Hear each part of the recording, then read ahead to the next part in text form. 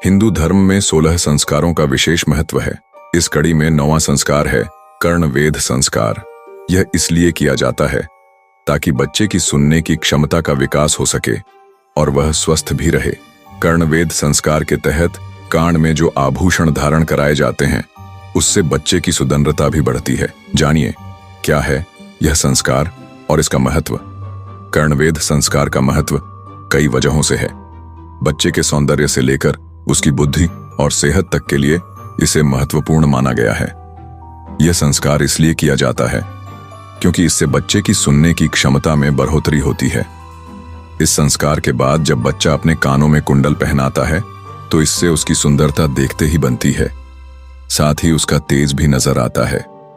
सबसे बड़ी बात यह है कि इस संस्कार को करने से बच्चे का हार्निया जैसी गंभीर बीमारी से तो बचाव होता ही है, साथ ही उसके लकवा की चपेट में आने की भी आशंका खत्म हो जाती है।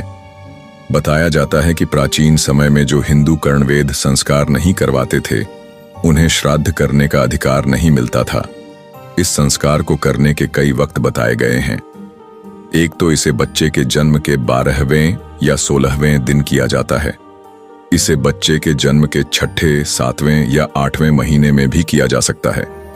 वैसे यह भी माना जाता है कि यदि इस संस्कार को बच्चे के जन्म के 1 साल तक नहीं किया जाता है तो इसे फिर विषम वर्ष यानी कि तीसरे, 5वें या 7वें वर्ष में करना चाहिए।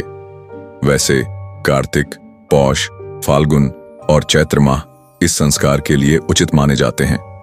दिन की बात करें तो सोमवार, बुधवार, गुरुवार और शुक्रवार इसके लिए उपयुक्त माने जाते हैं।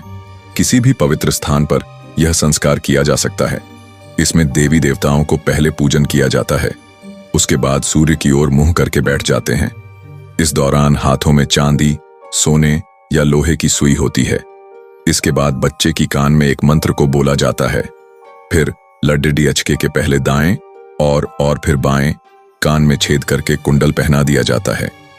यदि लड्डकी हो तो पहले बाएं और फिर दाएं कान में छेद करके आभूषण पहनाया जाता है।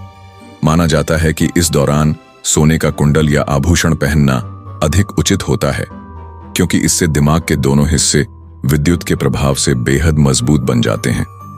जो लड्डशकियां अपने कानों में सोने के आभूषण पहनती हैं उन्हें मासिक धर्म से संबंधित किसी भी प्रकार की कोई परेशानी नहीं होती है। यही नहीं, इससे हिस्टीरिया नामक बीमारी में भी बद्धा लाभ मिलता है।